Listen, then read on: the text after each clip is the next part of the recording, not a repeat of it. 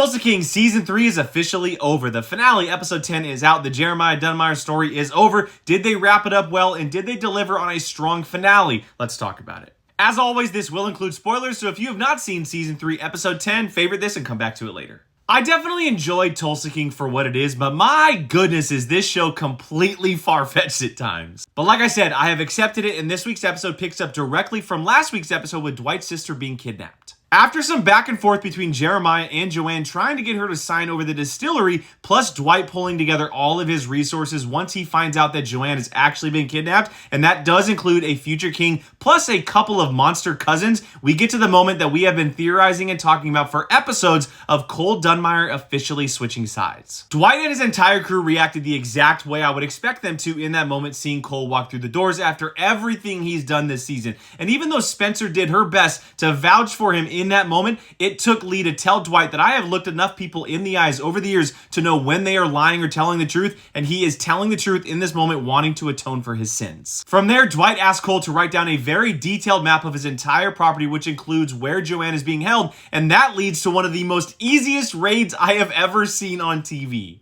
I'm not saying the raid scene was bad. It was actually a very well put together scene. There was a lot of good moments, some good action in there, but Dwight's team walloped Jeremiah's side. It was like watching the 2017 Warriors take on an AAU team. That very well could have been on purpose. Maybe I'm looking too far into it, and maybe that entire sequence was meant to show that Dwight has always been 10 times better and stronger than Dunmire, but it all just felt way too easy. And that was also the case for when Dwight and Jeremiah eventually came face to face after the raid. But I will say, I like how that went down a lot more than the raid because it all came full circle from the beginning of the season. Now, I know that everything regarding Dwight and Dunmire is the focal point of the entire story for this season, but I was pretty underwhelmed with everything else that took place in this episode. I'm gonna be honest, I was pretty disappointed with the entire Musso story all season long, and that also is the case with Bevilacqua, as we have no idea what is happening with him. And is it just me, or is the whole Thresher Governor thing just not panning out how I hoped it would? Overall, I think Tulsa King Season 3 was a strong season of television. It had its ups and downs, as these seasons usually do, but I think it got back to some of the roots that made Season 1 so special.